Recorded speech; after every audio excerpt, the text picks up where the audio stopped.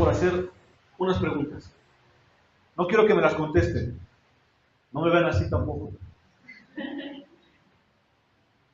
Una de las preguntas es, si alguna vez ha pasado por nuestra mente, si alguna vez ha pasado por tu pensamiento el alejarte de Jesús. No me lo contestes, nada más piénsalo. Si alguna vez ha pasado por tu mente la decisión de decir, ya no quiero asistir a la iglesia, ya quiero dejar el camino de Dios. ¿Por qué te digo esto? Porque Pedro, el apóstol Pedro dijo, aunque todos te nieguen, yo no te voy a negar. ¿Cierto o no lo dijo? Y ya ves cómo terminó la historia. Él fue el que lo negó 3 veces. ¿Sí? ¿Sí estamos o no? Otra pregunta es, ¿realmente soy discípulo de Jesús? ¿Realmente soy discípulo? Y si soy discípulo de Jesús, ¿qué tipo de discípulo soy? Porque hay 2 tipos de discípulos. Acuérdense que hay uno que es Judas, ¿sí o no? Y el otro que es Pedro. Los 2 negaron al Señor, uno está en el infierno y uno está en la gloria. Por eso digo, ¿qué tipo de discípulo soy? Y la última pregunta, ya para que no se me atormenten, ¿por qué sigo a Jesús? ¿No han pensado? ¿Por qué sigo a Jesús? Ok. Vamos al Evangelio de Juan, capítulo 6. Vamos a avanzar por todo el capítulo 6. Son cerca de 70 a 71 versículos. Vamos a leerlos. En unos vamos a profundizar, en otros no vamos a profundizar, porque sería maratónico esto. Pero vamos a intentarlos comentando. Es importante de que avancemos a lo largo de todo el capítulo 6 para darnos una idea del contexto de lo que vamos a predicar el día de hoy. ¿Sí? ¿Ya estamos ahí? Juan capítulo 6. Juan. Sí, pero les estoy diciendo que no se me van a mover de su Biblia más que una sola vez. Vamos a avanzar sobre todo el capítulo 6. Vamos a empezar el verso 1 al 5, pero les estoy diciendo que vamos a usar todo el capítulo 6. Es importante, vuelvo a repetir, que leamos el contexto para llegar a lo que queremos, para que entendamos la idea. El mensaje de hoy se llama ¿a quién iremos? ¿A quién iremos? ¿Sí? Entonces vamos a leer del verso 1 al verso 5. Cuando estén ahí, díganme, ya estoy aquí, o un amén. ¿Vale? Vamos a leer. La palabra de Dios dice así. Después de esto, Jesús fue al otro lado del mar de Galilea, el de Tiberias, y le seguía gran multitud porque veían las señales que hacían los enfermos. Aquí lo importante es que sea gran multitud. En el 3, entonces subió Jesús a un monte y se sentó allí con sus discípulos. Estaba cerca la Pascua, la fiesta de los judíos. Cuando alzó Jesús los ojos y vio que había venido a él, ¿qué dice? Gran multitud, dijo a Felipe, ¿de dónde compraremos pan para que coman estos? Entonces vamos a recordar que Jesús venía de hacer ya muchos milagros. Ya por eso es que lo seguía mucha gente y dice gran multitud. Entonces venía de hacer muchos milagros, pero también venía de hacer una declaración de que él era el Hijo de Dios. Ya había convertido el agua en vino. Ya había corrido a los cambistas en el templo. ¿Se acuerdan cuando habían hecho que dijo, no hagan de la casa de mi padre un mercado? En uno de los evangelios dice que tomó un lazo y hizo como un látigo y los corrió. Ya había hecho eso. Ya había tenido una conversación con un principal de los judíos, que es Nicodemo, que le había dicho que si no nacía de nuevo, no iba a poder entrar al reino de Dios. ¿Sí se acuerdan o no? También había ya sostenido una plática con una mujer samaritana junto al pozo, ¿se acuerdan? Y aquí está la declaración de divinidad que le estoy diciendo, porque dice la mujer que le dé de esa agua para que no vuelva a tener sed. Y el Señor le dice, yo soy el que habla contigo. Ahí Jesús está declarando que Él es divino, que Él es el Hijo de Dios. También ya había sanado a un paralítico en el estanque de Betesda. Este es muy famoso, aquel paralítico que estuvo 38 años postrado. ¿Sí se acuerdan? Que hubo gran molestia de los fariseos, de los religiosos, porque lo había sanado el día sábado. Y eso nos deja ver el corazón duro de los fariseos, que les importaba más que no se quebrantara una ley a que haya sido sanado aquella persona. Entonces vemos que Jesús había hecho todo esto y otras cosas más, Es por eso que ya había ganado mucha fama y la gente le estaba siguiendo a Jesús. Por eso leíamos que decía que gran multitud lo seguía. ¿Sí estamos entendiendo? Porque ya lo conocían y a Jesús lo estaban buscando la gente. Vamos a leer del verso 5, del 6 al 15, por favor, y lo vamos a comentar. En el 6 dice: pero esto decía para probarle, porque él sabía lo que había de hacer. Hablo de Felipe. Gracias. Felipe le respondió: 200 denarios de pan no bastarían para cada uno de ellos tomarse un poco de pan. Uno de sus discípulos, Andrés, hermano de Simón, Pedro, le dijo: aquí está un muchacho que tiene 5 panes de cebada y 2 pececillos, mas ¿qué es esto para tantos? Entonces Jesús dijo: hacer recostar a la gente, y había mucha hierba. En aquel lugar, dice, y se recostaron como el número de 5,000 varones. Y tomó Jesús aquellos panes, y habiendo dado gracia, los repartió entre los discípulos, y los discípulos entre los que estaban recostados, asimismo de los peces, cuanto querían. Y cuando se hubieron saciado, dijo a sus discípulos: recoged los pedazos que sobraron, para que no se pierdan nada. Recogieron pues y llenaron 12 cestas de pedazos, que los 5 panes de cebada sobraron a los que habían comido. Aquellos hombres entonces, dice que viendo las señales que Jesús había hecho, dijeron: este verdaderamente es el profeta que había de venir al mundo. En el 15.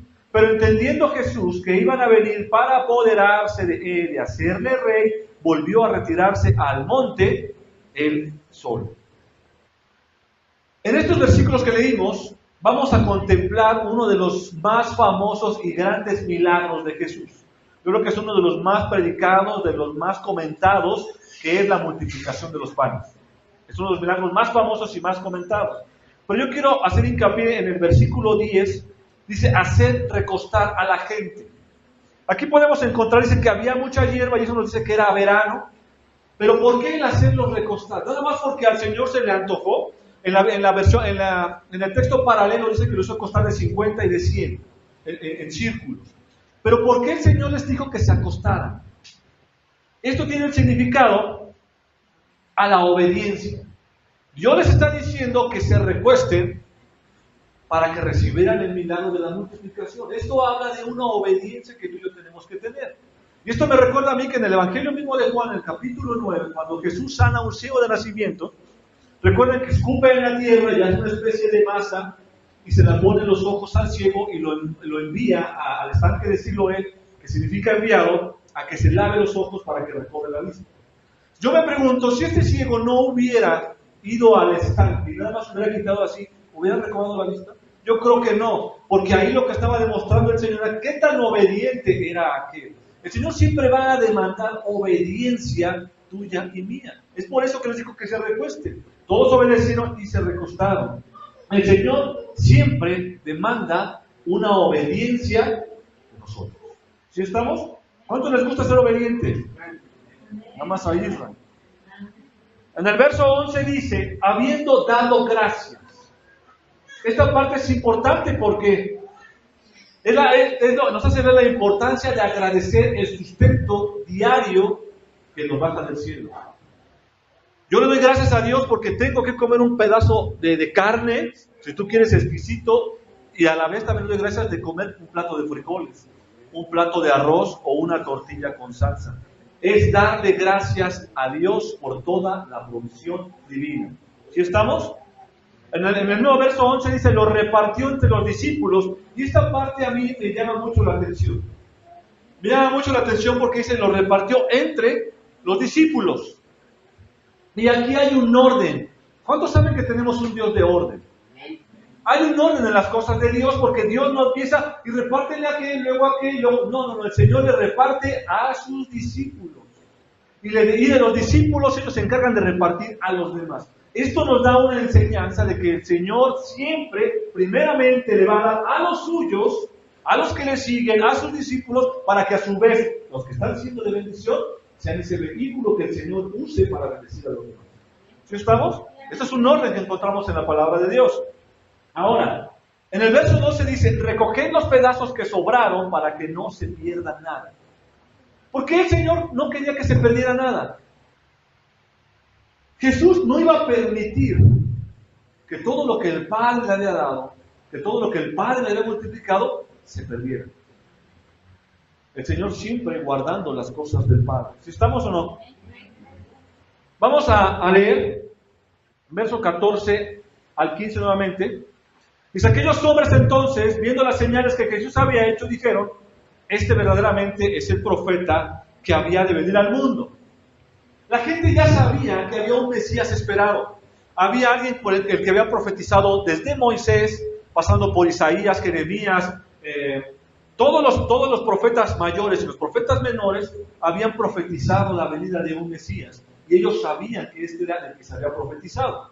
En el verso 15 dice, pero entendiendo Jesús que iban a venir para apoderarse de él y hacerle rey, volvió a retirarse al monte él solo.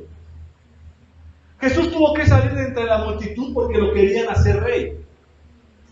La pregunta aquí es, ¿acaso no es rey el Señor? Claro que es rey, pero este no era el camino que iba a ocupar el Señor para ejercer su liderazgo, su realeza. ¿Sí? ¿Estamos entendiendo o no? No se me distraigan. ¿Sí o no? Vamos a leer una porción del 16 al 21, que en lo particular me encanta mucho por todo el contenido que tiene. Dice, al anochecer descendieron sus discípulos al mar. No perdamos de vista lo que hemos venido platicando, el contexto de que había mucha multitud, de que Jesús estaba haciendo milagros, de que lo querían hacer rey. Es por eso que vamos a leer todo el capítulo 6 hasta llegar al contexto que queremos. Dice, al anochecer descendieron sus discípulos al mar, solamente ellos descendieron, y entraron en una barca. Iban cruzando el mar hacia Capernaum, que estaba ya oscuro y Jesús no había venido a ellos. O sea que los discípulos iban solos. Jesús se quedó en otro lado cuando se apartó para que no lo hicieran rey. En el 18 dice, y se levantaba el mar con gran viento que soplaba. 19, cuando habían remado como 25 o 30 estadios, vieron a Jesús que andaba sobre el mar y se acercaba a la barca y tuvieron miedo. Mas él les dijo, yo soy, no temáis. Ellos entonces con gusto le recibieron en la barca, la cual llegó enseguida a la tierra donde iban. Es bien importante cómo vemos que cuando Jesús se sube a la barca, llegan al otro lado. Esto es de suma importancia. Jesús vino a sus discípulos en medio de la noche, en medio de una tormenta. Y así es como el Señor viene hoy a los suyos. En medio de las aflicciones, en medio de las tristezas, en medio de las derrotas, es cuando el Señor se hace presente en la vida de los suyos. ¿Cuántos dicen amén? Amén. El Señor siempre está presente en nuestra vida. Aún en la tristeza, aún en la alegría, el Señor está presente. En muchas ocasiones no sabemos o no entendemos por qué el Señor espera hasta medianoche o espera hasta que estamos siendo completamente azotados o abatidos por la preocupación, por la tristeza, para llegar. Yo pienso una cosa, tal vez el Señor espera ese momento de cuando estamos más abatidos, cuando estamos más tristes, más derrotados, que nos sentimos más solos, que nadie me quiere. El Señor espera ese momento porque nuestro corazón está totalmente sensible para recibir y sentir su presencia. Es por eso que el Señor permite que tú pases por eso. Esto nos dice que Dios siempre llega a tiempo. Dios no llega antes ni después. Siempre llega a tiempo el Señor. Muchas veces, yo sé que les ha pasado a ustedes, porque a mí me ha pasado, yo sé que ustedes lo han experimentado. ¿Cuántas veces le pedimos algo al Señor con un fervor? Le pedimos un deseo de nuestro corazón y Señor, mira que estoy haciendo bien las cosas, estoy siendo obediente, yo necesito esto, Señor, te lo pido, y creemos que el Señor nos lo va a dar en ese momento. Y esperamos un día, 2 días, 3 días, un mes, medio año y no vemos nada. Y a los 2 años, lo que no le has pedido ya, ahí está. Dice, Señor, pero esto te lo pedí hace 2 años. Y tú haces memoria atrás, echas tu mente atrás 2 años, y si esto hubiera llegado hace 2 años, no lo hubiera valorado como lo estoy valorando ahora. Si esto me hubiera llegado hace 2 años, lo hubiera despilfarrado, lo hubiera desperdiciado, no lo hubiera tomado en cuenta. El Señor sabe en qué momento llega a tu vida. El Señor siempre llega a tiempo y siempre se va a manifestar su presencia en el momento más oportuno. ¿Cierto o no? Por momentos nos parece que Dios está ausente de nuestras vidas. Por momentos nos parece que Dios no va a llegar a nuestra vida. Por momentos sentimos que nos ha dejado solos. Por momentos podemos sentir que estamos abandonados, que no va a llegar. Y así como los discípulos en medio de esa tormenta, a medianoche, perdemos toda esperanza y toda fe. Nos sentimos solos. Creemos que nadie nos va a poder ayudar. Pero yo te voy a decir algo. La mirada de Jesús siempre está puesta en los suyos. Por muy fuerte que sea la tormenta, por muy fuerte que sea lo que estés pasando, el Señor siempre está detrás de ti. El Señor siempre va a llegar en el momento preciso. Cuando Él vea que es necesario que Él haga uso de su poder y majestad, el Señor se glorificará en tu vida. No en el momento en que tú quieres. ¿Sí estamos? Ahora, como decía Isra hace rato, ya no digamos por qué. Si el Señor está dejando que tu barca sea golpeada y sea engoloteada y que se te metan unas olas a tu barca, dile que gracias. Gracias, Señor, porque yo sé que esto va a ser causante de ver tu gloria más adelante. ¿Sí estamos o no? Vamos a ver del verso 22 al 24. El día siguiente, la gente que estaba al otro lado del mar vio que no había allí más que una sola barca y que Jesús no había entrado en ella con sus discípulos, sino que estos se habían ido solos. La gente sabía. La gente estaba viendo qué estaba haciendo Jesús.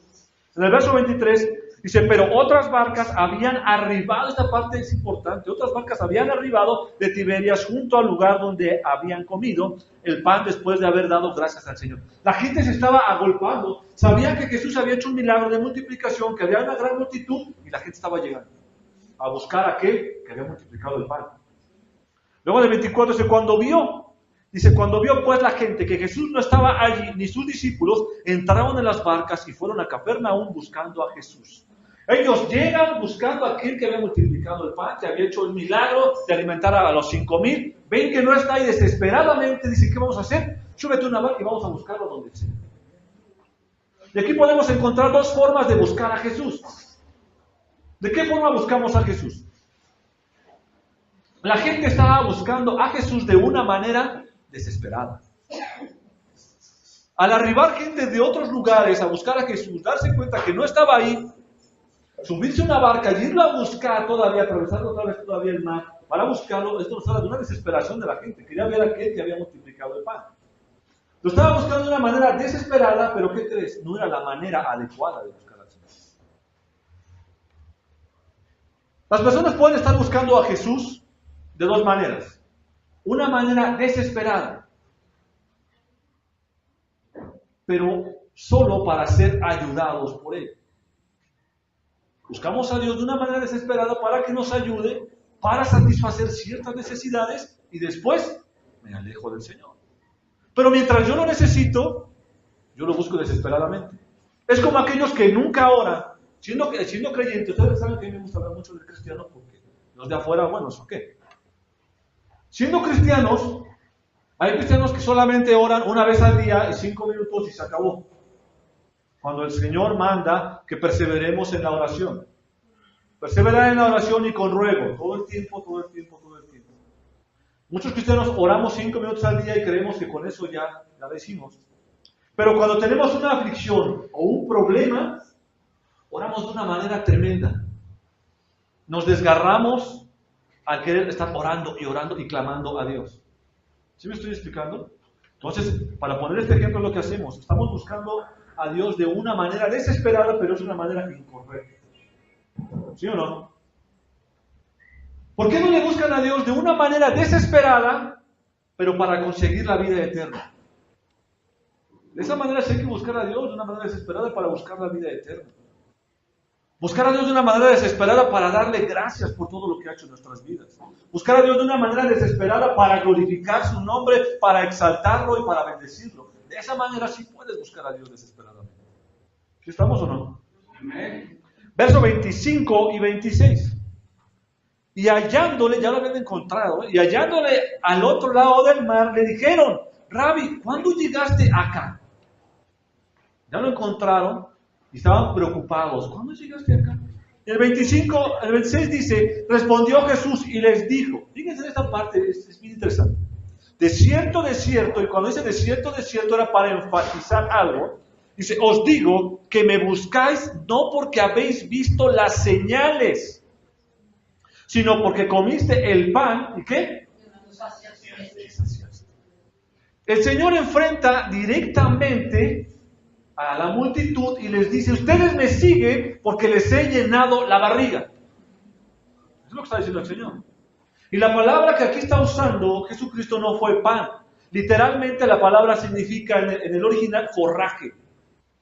Y esto hace alusión de cuando les das de comer a los animalitos, están come y come y come y come. O sea que Jesús les está diciendo: ustedes no me siguieron porque están viendo las señales, ni porque están tomando en cuenta lo que estoy haciendo. Ustedes me siguieron porque yo les he alimentado. Eso es lo que está diciendo el Señor. La gente le seguía a Jesús no porque le gustaran sus enseñanzas. Fíjate bien, La gente iba y seguía a Jesús no porque le gustara lo que estaba enseñando, no porque aprendían, no. Lo seguían porque los había alimentado, les había solucionado su problema físico en esa clase. ¿Sí lo estamos entendiendo? Por eso seguía la gente a Jesús. No lo seguían por amor a Él, no lo seguían por amor a su palabra, sino por el pan, para satisfacer los deseos de su carne. Por eso la gente lo estaba siguiendo. La gente le seguía para ver qué podía obtener de Jesús. Ojalá yo la multiplique un chicharrón en salsa verde con una salsa bien picosa, un montón de tortillas. La gente le seguía para ver qué podían obtener de Él. Para ver qué iba a hacer ahora.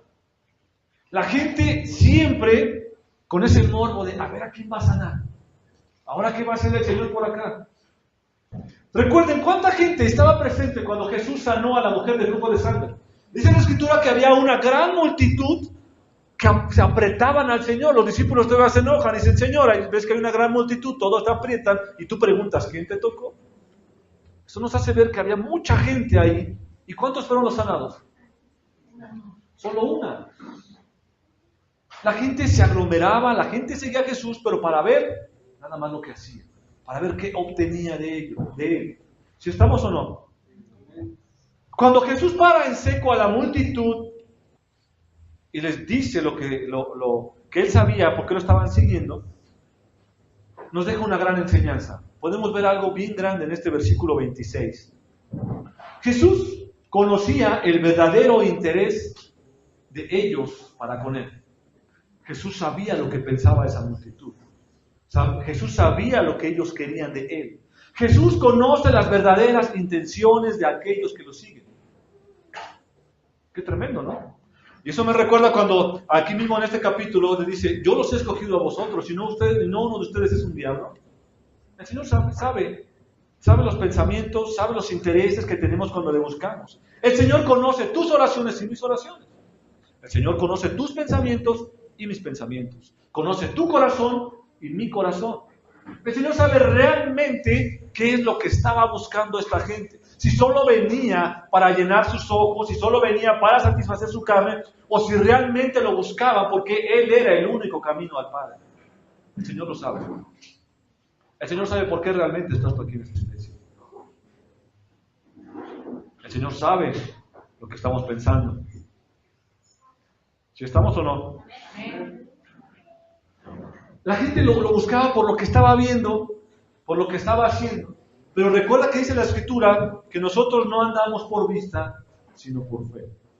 Y esto quiere decir que tú y yo no necesitamos ver un milagro, no necesitamos ver una multiplicación de pan, no necesitamos ver que se levanta un paralítico para creer. Simplemente tú y yo creemos en fe, creemos en aquel que resucitó de los muertos y está sentado a la diestra del Padre. Eso es lo que tú y yo creemos. ¿Sí estamos o no? El Señor continúa asestando golpes certeros contra esta multitud, y lo vamos a ver en el verso 27. ¿Qué es lo que dice en el verso 27?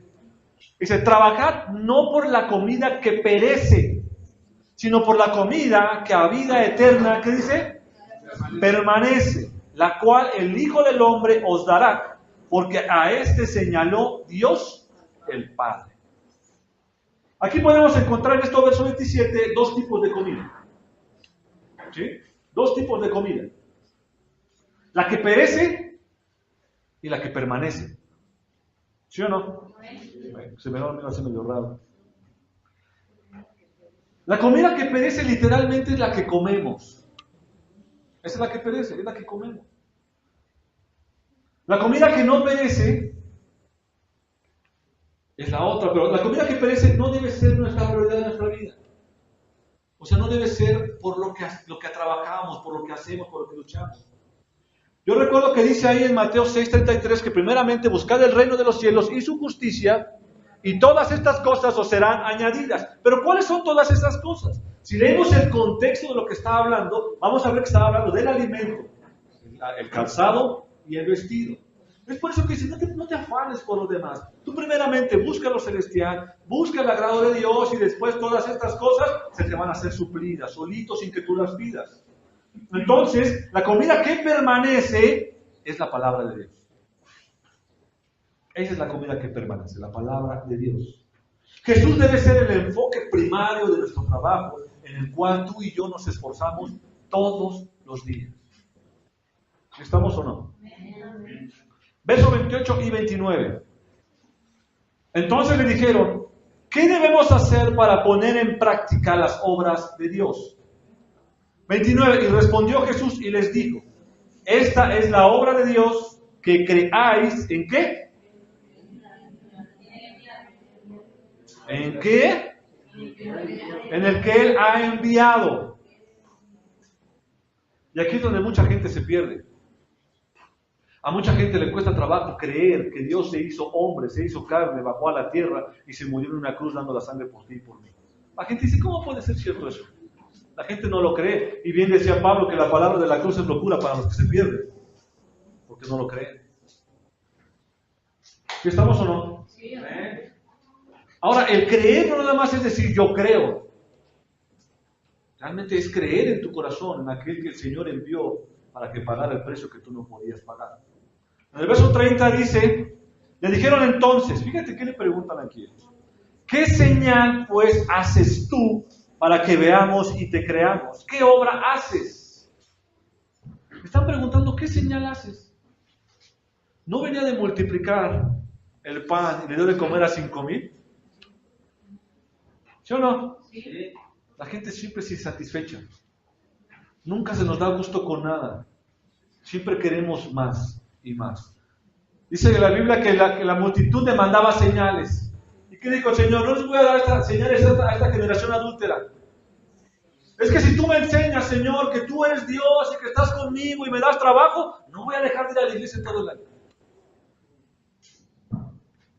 Es que, Señor, si tú me sanas, te prometo que le voy a servir a la iglesia y voy a barrer y voy a hacer todo. Pero primero antepones, si me das, si me enseñas, si me muestras. El Señor no da señal a la generación adulta. ¿Sí lo estamos entendiendo o no? ¿Sí? Vamos a ver del 31 al 36.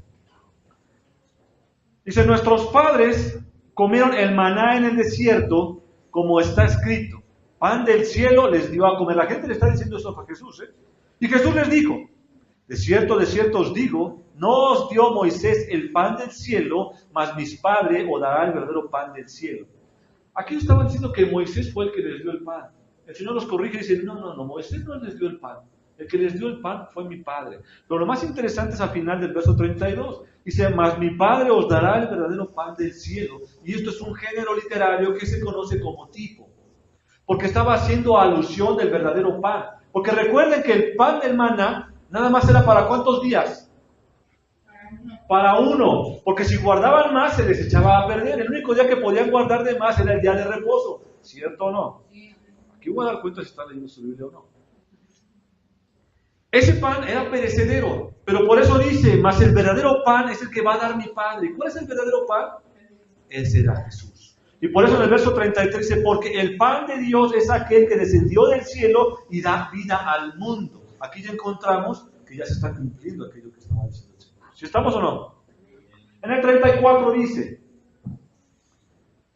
le dijeron, Señor, danos siempre este pan.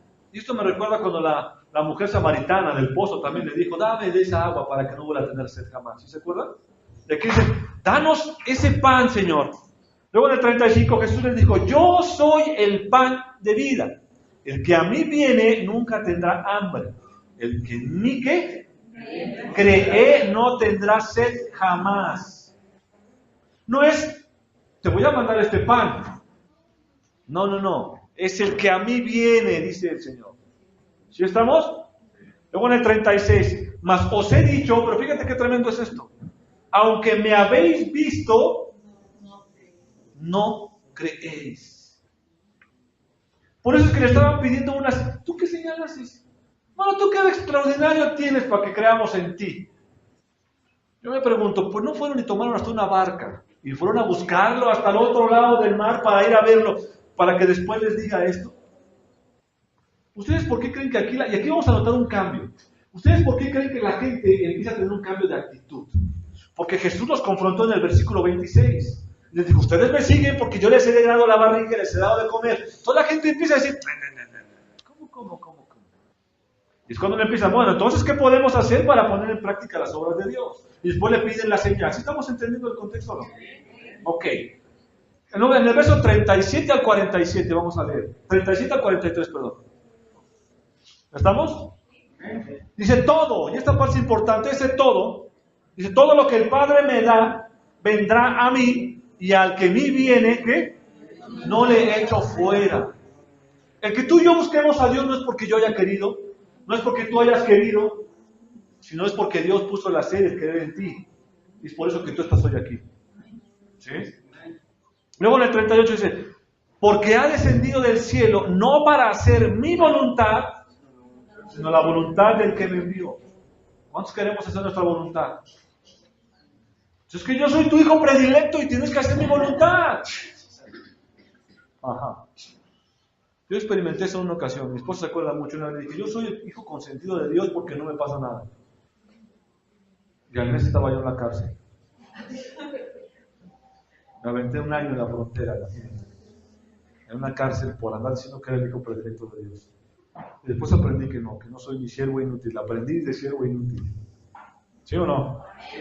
Luego en el 39 dice, y esta es la voluntad del Padre, del que me envió, que de todo lo que me diere, no pierda yo nada, sino que lo resucite en el día postrero. Esto me gustaría dejarlo para otra enseñanza más profunda, porque aquí tendremos que brincar a Juan capítulo 10 y hablar de las ovejas, pero vamos a hablar de esto, prometo hacer un sermón de esto. El verso 40 dice, y esta es la voluntad del que me ha enviado, que todo aquel que vea al Hijo y cree en Él, tenga vida eterna, y yo le resucitaré en el día. Wow, qué padre, ¿no? El 41. Murmuraban, ¿cómo dice? ¿Alguna vez han murmurado? ¿Ya viste el pastor? Es que este sitio, ¿por qué me está diciendo de cosas? Murmuraban entonces de él los judíos, porque habían dicho, yo soy el pan que descendió del cielo. Y fíjate lo que dicen en el 40, y decían, ¿no es este Jesús? ¿No lo conocemos? Es el hijo de José, cuyo padre y madre nosotros conocemos. ¿Cómo puede decir del cielo he descendido? Y tomamos en cuenta todas las señales que venía haciendo Jesús. Ellos estaban reconociendo versículos anteriores, en el verso 14, que Él era del cual se había profetizado. Y ahora ya están diciendo, pues, ¿qué es el hijo de José y María? ¿Sí estamos o no? Luego en el verso 43 dice, Jesús respondió y les dijo, ¿no qué? No murmuréis entre vosotros. Yo me imagino ya. Si yo conozco a su mamá y que fíjate que Pedro, José me hizo un mueble, que ya me los imagino. La palabra murmurar aquí es la misma palabra que se utilizó en el Antiguo Testamento cuando los israelitas protestaron en el desierto. Acompáñame a Éxodo 15:24, pero marca tu Biblia ahí, porque vamos a regresar al capítulo 6 de Juan. Nada más quiero que leas este versículo conmigo. Éxodo 15:24. Para que veas que es la misma palabra que usaron, cómo murmuraron entre ellos.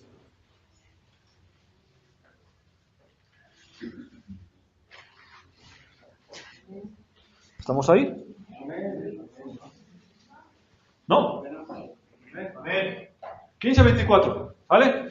Dice, entonces el pueblo murmuró contra Moisés y le dijo, ¿qué hemos de beber? La gente estaba murmurando. Es el mismo contexto que se usa. Vamos a leer el verso 44 al 48. Fíjate qué padre es esto. Dice, ninguno puede venir a mí. ¿Quién puede venir a él? Es que yo busqué a Dios. ¿Es que estaba perdido? Yo he escuchado que muchos hermanos dicen, es que yo busqué a Dios. No, Dios no está perdido, el perdido eras tú. Ninguno puede venir a mí si el Padre que me envió no le trajere. O sea que no es porque tú hayas querido venir a buscar a Dios, sino porque el Señor ha puesto esa necesidad en ti de que le busques. ¿Sí estamos o no? Y yo le recitaré en el día postrero, en el 45. Escrito está en los profetas, y serán todos enseñados por Dios, así que todo aquel que oyó al Padre, y aquí está refiriendo, el que oyó al Padre está refiriendo al Antiguo Testamento. Todos aquellos que oyeron a los profetas, está diciendo esto, aquel que oyó al Padre a través de los profetas, y aprendió de él, viene a mí. 46. No que alguno haya visto al Padre, sino aquel que vino de Dios, este ha visto al Padre. De cierto os digo, el que cree en mí, ¿qué? ¿Cuántos creen en el Señor? Y luego dice otra vez abajo, ¿qué dice en el 48? Yo soy el pan de vida. En los versos 49 al 59 vamos a encontrar que Jesús viene a esta tierra como el verbo, como la palabra hecha carne, ¿sí? Él irá a la cruz a entregar allí su vida como un sacrificio, pagando la deuda tuya y mía. ¿Sí estamos? Pero en el verso 54, acompáñame en el verso 54 de Juan, el Señor le está diciendo, el que come mi carne y bebe mi sangre tiene vida eterna y yo le resucitaré en el día posterior. Esto les causó repulsión a los judíos. ¿Cómo? Primeramente dice que bajó del cielo, que es enviado de Dios. Ahora dice que tenemos que comer su carne y que tenemos que beber su sangre. Esto es lo que empieza a hacer que se moleste, más de lo que ya estaban estos discípulos, esta multitud. Pero el Señor se estaba refiriendo no en un sentido literal, en un sentido figurativo. Estaba haciendo mención al sacrificio que se iba a llevar a cabo en la cruz, donde su carne iba a ser expuesta e iba a derramar la sangre para perdón de todos nosotros. ¿Sí estamos o no? Aquí entramos a la parte donde yo quería llegar. Por eso me fui un poquito rápido, pero aquí me voy un poquito más lento. Porque la predicación se llama ¿cómo? ¿A quién iremos? Mira que está a tu lado, ¿a quién iremos?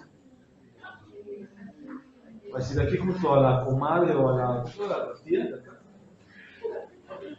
No, ¿a quién iremos? En el verso 60, fíjense lo que dice el verso 60. Al oír, muchos, ¿qué dice? Muchos, entonces vemos que eran sus discípulos, muchos de sus discípulos los que lo seguían. No nada más iban los 12 con él. ¿Sí estamos?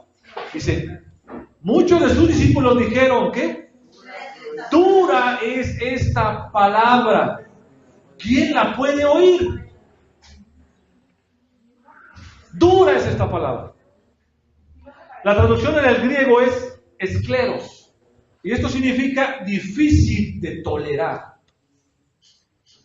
Estos discípulos que lo seguían, fíjate por atención aquí, no estaban diciendo que no entendían las palabras. O sea, por eso dicen, dura es esta palabra. No estaban diciendo, no la entendemos, no sabemos de qué nos habla. No. La traducción es difícil de tolerar. Ellos estaban diciendo, sí la entendemos, pero es difícil de tolerar, es difícil de aceptar lo que tú nos estás diciendo. ¿Si estamos agarrando la onda o no? ¿Por qué era difícil? ¿Por qué dijeron es dura esta palabra? Porque era difícil, porque demandaba la entrega total de la voluntad del hombre. No es si quiero o no quiero. Decía Israel hace rato y no nos pusimos de acuerdo. Decía Israel, es que leo la Biblia y hasta donde no me confronta, hasta donde veo que no he pecado, hasta ahí está bien. Pero veo que ya me está llamando a que estoy pecador y mejor decirlo. No olvido. ¿Sí? Dura es esta palabra. Cuando Dios habla a través de su palabra, siempre demanda la entrega total de la voluntad de su pueblo. ¿Quién es su pueblo? ¡Qué bárbaros! Dios demanda entrega total. Guste o no te guste. Por eso es que esta gente está molesta. Y dijo, dura es esta palabra. Por eso a mucha gente no le gustó lo que el Señor estaba diciendo. Es que me manda a que ame a mi enemigo. Me dice que camine en santidad. Dice que tome mi cruz todos los días y que lo siga. Que deje de adulterar. Que me porte bien. Que tengo que perdonar. Que tengo que... Y es más, dura es esta palabra. Dura es... Yo no lo quiero escuchar. Ahora sí se pasó de lanza el pastor. ¿Cómo se lo chavos, no? Ahora sí se pasó el pastor. Yo he escuchado...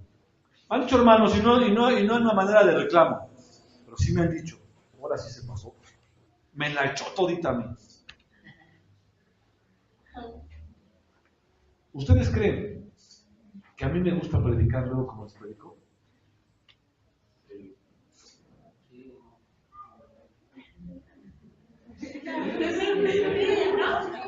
En una ocasión, prediqué uno que se llama Excusas y más excusas. ¿Sí, no, Jorge?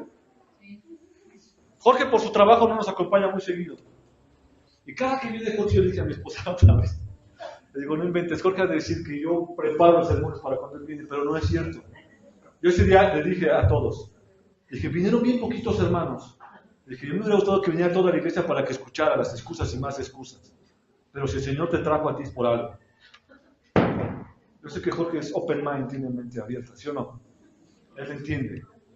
Pero dura es esta palabra.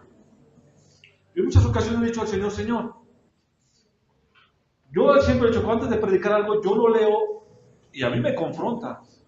Le digo, ching, primero me calla a mí, primero me pongo yo el 20 el saco y después ya se los digo a ustedes. Yo he dicho, Señor, es que esto que voy a predicar es muy duro. ¿Y sabes qué me ha dicho el Señor? Tú eres mi siervo y tú me debes obediencia. ¿Sabes qué digo yo? Está bueno. Que se aguanten los hermanos. El Señor Jesús demanda de nosotros un alto nivel moral y espiritual de nosotros. Fíjate que Juan Calvino dijo lo siguiente. Fíjate que dijo, refiriéndose a cuando ellos dijeron, dura es esta palabra. Fíjate lo que dijo Juan Calvino. ¿Sí? Dijo, la dureza está en el corazón de la gente, no en las palabras de Jesús. Qué duro es esto que me está diciendo el pastor. No es la dureza de la palabra de Dios, porque acuérdate que la palabra de Dios es como una espada de doble filo que es más cortante que todo lo que puedas imaginarte. Esa es la palabra de Dios. La palabra de Dios es como un mazo que está duro y duro y duro y duro. Esa es la palabra de Dios. Por eso dice Juan Calvino, no es la dureza de la palabra, es la dureza del corazón de quien la estaba escuchando.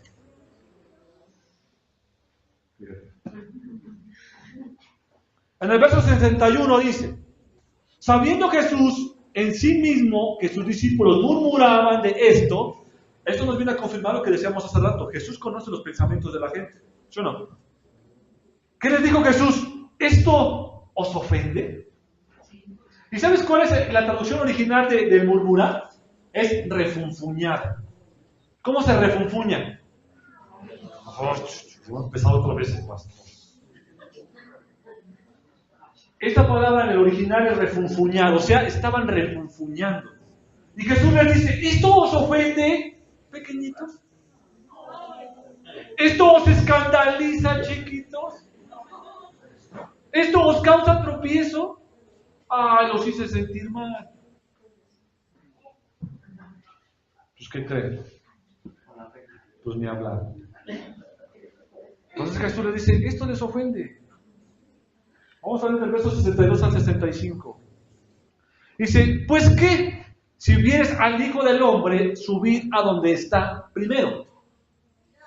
Está hablando del mismo. En el 63. El Espíritu es el que da vida. La carne, ¿qué dice? Para nada aprovecha. Las palabras que yo os he hablado son espíritu y son vida. En el verso 64. Pero hay algunos de vosotros que no creen. El Señor ya sabía quiénes creían y no creían. Para que vean que no hay uno que estaba nada más ahí. Dice, pero hay algunos de vosotros que no creen. Porque Jesús sabía desde el principio quiénes eran los que no creían y quién le había de entregar. Él ya sabía. Por eso digo que él ya sabía. Y él sabe con los propósitos que venimos a la iglesia. En el 65. Y dijo, por eso os he dicho que ninguno puede venir a mí. ¿Sí qué?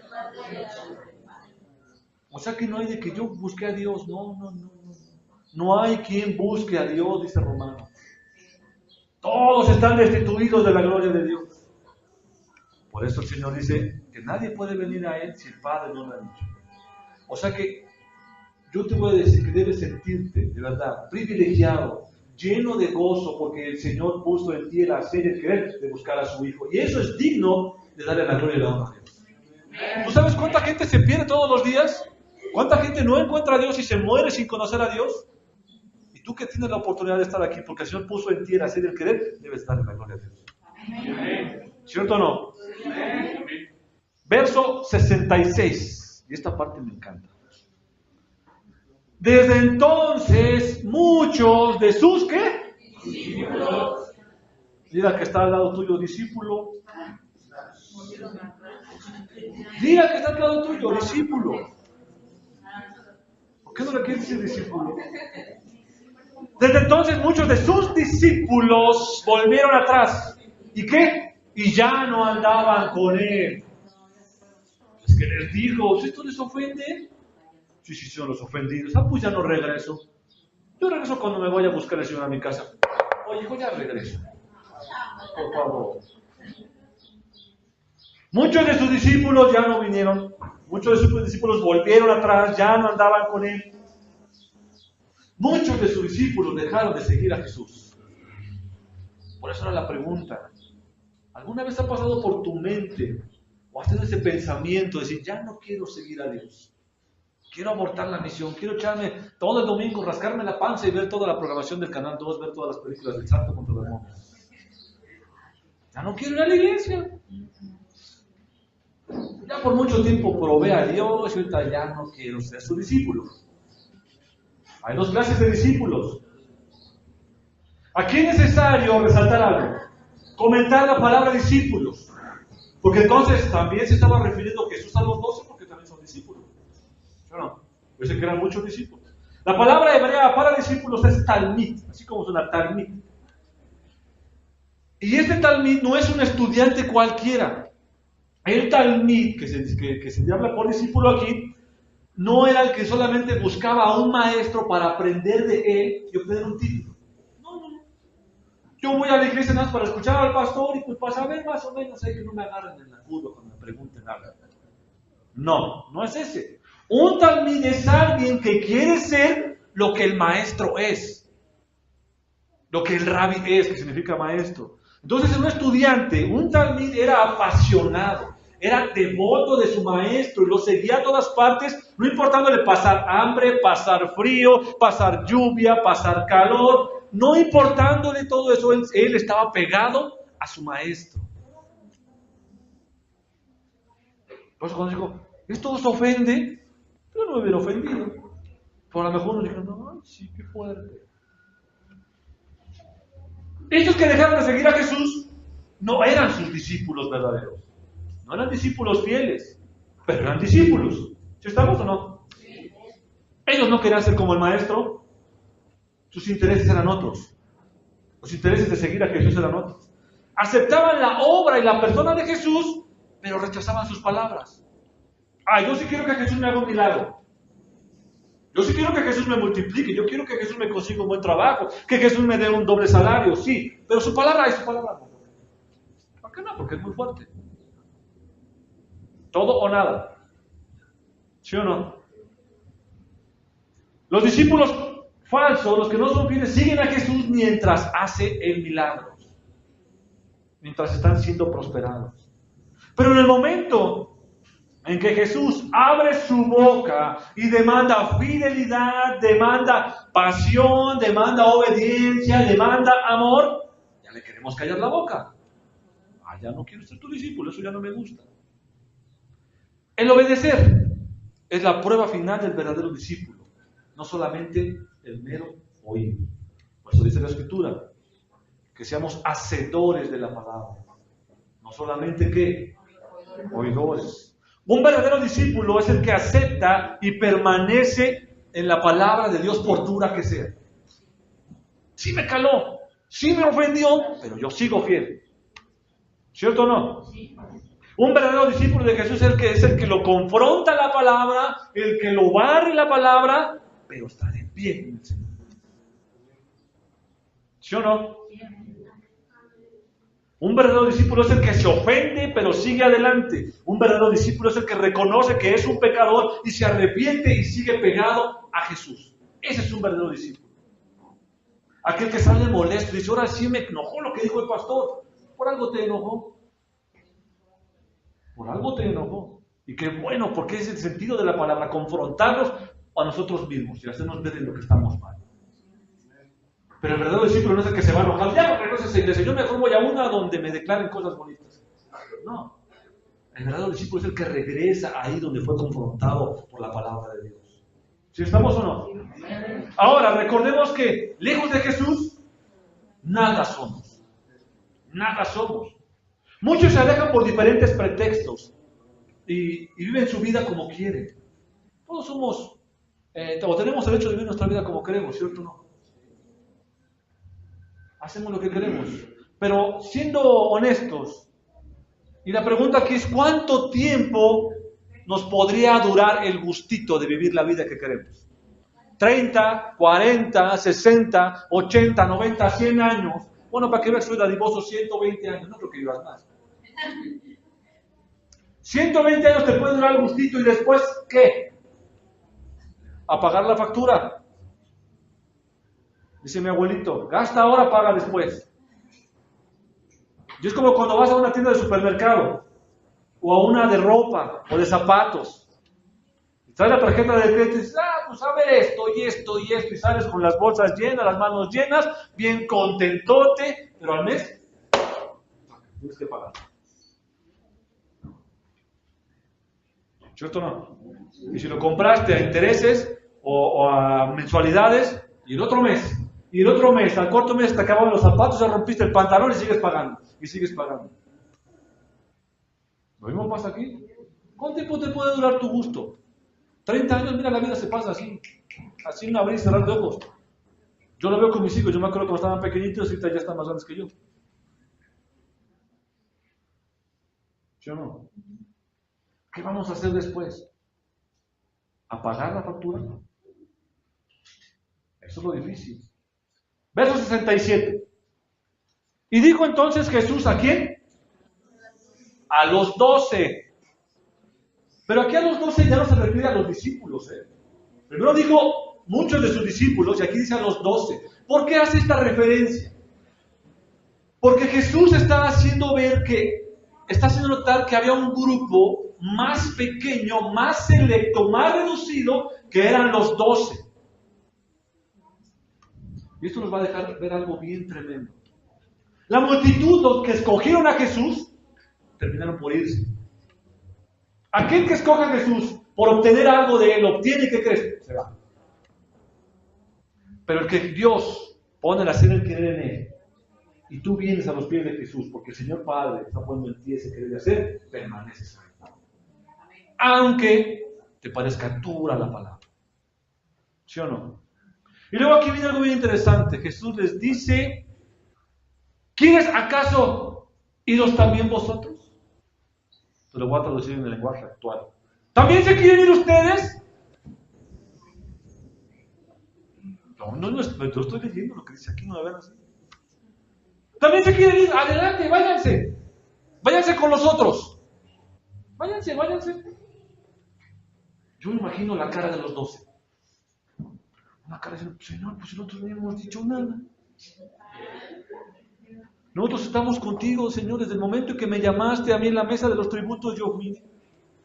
El día que me dijiste, ven y sígueme, yo dejé todo y yo estoy contigo, Señor. He pasado hambres contigo porque la multitud no nos deja ni comer. Hemos dormido en el bosque, hemos dormido en el monte. Yo no he dicho nada. Yo me imagino la cara de miedo, de terror que han de haber puesto los discípulos. Dicho, ¿qué vamos a hacer? Y eso es lo que tú y yo tenemos que sentir. Sentir un terror, sentir un miedo a separarnos de las cosas de Dios. Ay, qué bueno que hoy no voy a ir a la iglesia, tengo un día libre. No, mangos, yo me consterno porque no voy a la iglesia a escuchar la palabra de Dios. Yo me siento mal porque no voy el domingo. Yo programo mi domingo después de la 1 que se acaba el servicio, puedo hacer lo que yo quiera. Pero yo me tengo que sentir mal porque no vengo a alimentar mi espíritu, me tengo que sentir mal porque no estoy en las cosas de Dios, no le glorifiqué, me siento mal. No lo tomo como, ay, qué rico que hoy no voy a ir a la iglesia. ¿Sí me estoy explicando o no? Váyanse, dice, váyanse. Si quieren, dice, váyanse. En el verso 68 dice, le respondió Simón Pedro. Y Pedro aquí da una de las respuestas más hermosas que tú puedas encontrar en la Biblia. ¿A quién iremos? ¿A quién iremos? ¿A quién iremos? A esto quería yo llegar. ¿A quién iremos? Estos 12 habían dejado todo por seguir al maestro. ¿Cierto o no? Habían dejado todo por seguirlo. Habían dejado casa, trabajo, familia, posesiones, todo habían dejado. Dice que cuando Jesús llamó a Pedro, a su hermano, a Juan y a su hermano, estaban pescando. Dejaron las redes, dejaron al papá, dejaron mamá, dejaron hijos y le siguieron. Mateo estaba en la mesa de los tributos, estaba cobrando. Nos habla de que Mateo tenía una lana. El Señor le dijo, sígueme. ¿Y qué hizo? No, espérame, deja, nada más le cobro a esto y despeluco a aquel y ya nos vamos. No, lo siguió. Ellos habían dejado todo por seguir al maestro. Todo. Ellos sabían que no había otro lugar a donde ir. Ellos sabían que si no estaban pegados a Jesús, no servían para nada. La pregunta aquí es, para nosotros, para ti, para mí, si dejamos a Jesús, ¿a dónde iremos? ¿A dónde iremos? Si dejamos a Jesús, ¿a dónde iremos? Puedes ir a donde quieras, pero acuérdate que a los años, el Señor te llame a pasar lista allá arriba, tendrás que pagar. ¿A dónde iremos? ¿A buscar otra religión? Es que yo ya me cansé del cristianismo. ¿A dónde vas a ir? ¿Con los católicos? ¿Con los musulmanes? ¿Con los testigos de Jehová? ¿Con los mormones? ¿O te vas a volver budista? ¿A dónde? ¿A dónde iremos? ¿A dónde iremos? Este Pedro, que era un Pedro emotivo, recuerden por las contestaciones que daba cuando vio caminar a Jesús sobre el lago, dijo, Señor, di que yo vaya aquí, yo me bajo. Me imagino un Pedro atrabancado, cuando iba a ser arrestado Jesús en el huerto, sácala, yo así la pistola. Maldito. Saca la espada y no le quiere cortar la oreja a uno de los siervos del rey. Y le dice, se la corta y dice, guarda eso, porque tú estás autorizando que como estás sacando de si puedes matar a alguien, también estás dando pensar que te maten así. Por eso es que el que a hierro mata, a hierro muere. Ese Pedro sabía que no había otro lugar a donde ir. Sabía que no hay otro lugar fuera de Jesús a donde puedas ir. No lo hay. Fuera de Jesús estamos perdidos. Fuera de la cobertura de Dios estamos destinados al fracaso. Y yo sé que ustedes lo han experimentado, yo también lo he experimentado. Intentas dar unos pasos lejos de la cobertura de Dios y yo regreso corriendo. Pedro dice, ¿a quién iremos? Tú tienes palabras de vida eterna. Pedro está diciendo, solo tú eres el camino, solo tú eres la puerta, tú eres el pan de vida, tú eres la resurrección y la vida, eres el alfa y el omega, eres el principio y el fin, eres el Señor de señores, el Rey de reyes. ¿A dónde quieres que vaya? ¿A dónde podemos ir? ¿Habrá un lugar donde podemos ir? ¿A quién iremos? No hay 3 caminos, solamente hay 2 caminos. Uno que te lleva a la perdición y otro que te lleva a la vida eterna. ¿A dónde iremos? Jesús es el único camino para llegar al Padre, no hay otro, no hay atajos. El único camino para llegar al Padre se llama Jesucristo. ¿Cierto o no? En otro lado no vas a encontrar salvación, en otro lado no vas a encontrar paz, solamente en Jesucristo. Y aquí es donde tú y yo, mi querido hermano, tenemos que preguntarnos, ¿qué discípulo soy? ¿Qué discípulo soy? El discípulo verdadero es aquel que permanece pegado a Jesús aún en los momentos difíciles. El Señor dijo, en el mundo tendréis aflicción, pero tranquilos que yo he vencido al mundo. Es que yo me voy de la iglesia porque me sale todo mal. Desde que me volví cristiano me va peor. ¿Eso qué? ¿Eso qué? Procura los tesoros que están en el cielo, no en la tierra. Preocúpate por la eternidad, no por esto que es pasajero. El discípulo verdadero es aquel que permanece en la iglesia y reconoce que no hay otro lugar a donde ir. Finalmente Pedro continúa diciendo, en el verso 69, y aquí vamos a llegar al final, nosotros hemos creído y conocemos que tú eres, ¿quién? El Cristo, el Hijo del Dios viviente. En muchas ocasiones el hombre ha pensado en dejar de seguir al Señor. Lo hemos pensado, yo lo he pensado, pero no he encontrado a dónde ir. He encontrado que fuera de Él no soy nada, no voy a encontrar nada. ¿El hombre quiere dejar de seguir al Señor? ¿O lo quiere seguir solamente por momentos? Pero recuerda que en las cosas de Dios no hay términos medios. No hay términos medios en las cosas de Dios. Eres o no eres, frío o caliente. Dice la palabra de Dios que el Señor dijo, el que no está conmigo contra mí es. No hay. Eres o no eres. La gente se quiere alejar de Dios por múltiples problemas. Pero solo piensa en una cosa, hermano. Que tu gran problema va a comenzar cuando te alejas de Jesús. Ese es el gran problema. Ahí vas a experimentar realmente la soledad, vas a experimentar realmente lo que es la tristeza, vas a experimentar realmente lo que es tener aflicción fuera de Jesús. Yo te voy a invitar que en este día hagas del Señor Jesús tu refugio, tu castillo fuerte, tu torre fuerte, que sea la piedra en la cual estás cimentado. Que vengas a los pies de Cristo. ¿Por qué no te pones de pie? ¿Por qué no te pones de pie? Y hablamos con el Señor.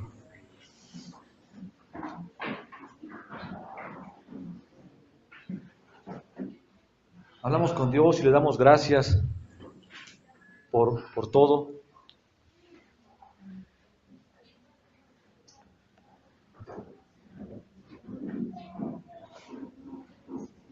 ¿Por qué no cierras tus ojos para que no te distraigas? Y habla con el Señor. Señor, veíamos, Padre Santo, que después de todo, Señor, lo que vieron toda esa multitud de discípulos, Señor, y aún contando a los 12, Padre Santo, hubo una molestia en ellos, mi Dios. Tu palabra es dura, mi Dios, pero nos lleva a la salvación. Tu palabra es dura, mi Dios, pero nos corrige, Padre. Tu palabra es dura, Señor, pero nos hace reconocer que somos pecadores. Tu palabra es dura, mi Dios, pero a través de eso, Señor, te conocemos, mi Dios. Tu palabra es dura, mi Dios, pero es vida. ¿A quién iremos, mi Dios? Sabemos, mi Dios, que como humanos, como carne, Señor, somos azotados, Señor, somos tentados a dejarte, Señor, somos tentados a caminar por ese camino ancho, Señor, esa puerta grande, Padre, pero que lleva a la perdición. ¿A dónde iremos, mi Dios? ¿En qué nos refugiaremos, Padre Santo? ¿En quién más podremos hallar paz? ¿En dónde más, Señor, podemos hallar tu justicia, mi Dios, tu amor, tu perdón, tu salvación, tu gracia, tu misericordia, mi Dios, tu favor, Señor, hacia nosotros? ¿Dónde más lo podemos encontrar, mi Dios? Perdónanos, mi Dios. El simple hecho, mi Dios, de pensarnos lejos de ti, Señor, nos aterra, mi Dios. El simple hecho de imaginarnos, Señor, fuera de ti, mi Dios, nos da terror, Padre. ¿A dónde podemos ir? ¿A dónde podemos encontrar, Señor, lo que tú nos has dado, mi Dios? Te pedimos perdón, mi Dios. Queremos venir a ti, Señor. No queremos salir de este lugar, Padre Santo, como entramos. No queremos salir de este lugar, Padre Santo, sin ponernos a cuentas contigo, mi Dios. Ponernos a cuentas contigo, pidiéndote perdón, Señor, por nuestro comportamiento, por nuestros perdones, por nuestras rebeliones, mi Dios. No queremos salir de este lugar, Señor, sin aceptar, Padre Santo, que sin ti no somos nada, Señor. Que si no fuera por tu gracia estaríamos perdidos. Gracias, mi Señor. Te doy gracias, Padre, por esta iglesia, mi Dios. Esta iglesia que hemos comprendido, mi Dios, que a dónde podemos ir. Es una iglesia, mi Dios, que hemos tenido dificultades, mi Dios. Que tal vez no hemos crecido como el mundo quisiera que crezcamos, o como quisiera la carne o el hombre, que quisiéramos que nos multiplicáramos y llenáramos salones y salones. No, mi Dios. Porque no buscamos el favor de los hombres, sino buscamos el tuyo, mi Dios. Buscamos obedecerte, agradarte, glorificarte, mi Dios, con todo lo que hacemos, Padre.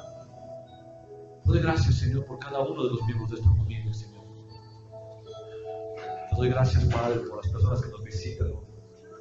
Y te pido, mi Dios, que sigas actuando en nuestras vidas, que sigas transformando, que sigas confrontándonos con esta palabra, mi Dios. Te doy gracias, Señor, por ponernos al frente, por hacernos líderes de esta iglesia, mi Dios. Es una gran responsabilidad, mi Dios. Gracias, Padre Santo, por todo lo bueno que haces. Gracias, mi Dios, porque hemos conocido, Señor, al Dios verdadero. Gracias, Señor, porque nos hemos refugiado en tu palabra. Gracias, mi Dios, por la vida que nos has dado. Bien dice Juan 8:32, conoceréis la verdad y la verdad os hará libres. Gracias, mi Dios, porque no somos libres en Cristo Jesús. Si bien ahora somos tus siervos, somos tus esclavos, mi Dios, pero por amor a ti, mi Dios. Gracias por libertarnos, Señor. Gracias por romper esas cadenas de pecado, Señor, que nos ataban. Gracias por pagar ese precio de sangre, Dios. Gracias, mi Señor Jesús. Te damos gracias, Padre. Te damos gracias, Señor, aún por los hermanos, mi Dios, que no pudieron asistir al servicio, mi Dios. Los ponemos en tus manos y donde quiera que ellos se encuentren, te pedimos que tu Espíritu Santo les redarguya. Que sientan esa necesidad, que les calcine sus huesos, así como le calcinaba los huesos a Jeremías, mi Dios, por venir a tu presencia, por hablar de tus cosas, por permanecer pegados a ti, mi Dios. Te lo pedimos en el nombre de Jesús. Te damos gracias, Padre. Gracias, Hijo, y gracias, Espíritu Santo. En el nombre de Jesús. Amén. Y amén. ¿Por qué no das un fuerte aplauso, Señor? Fuerte.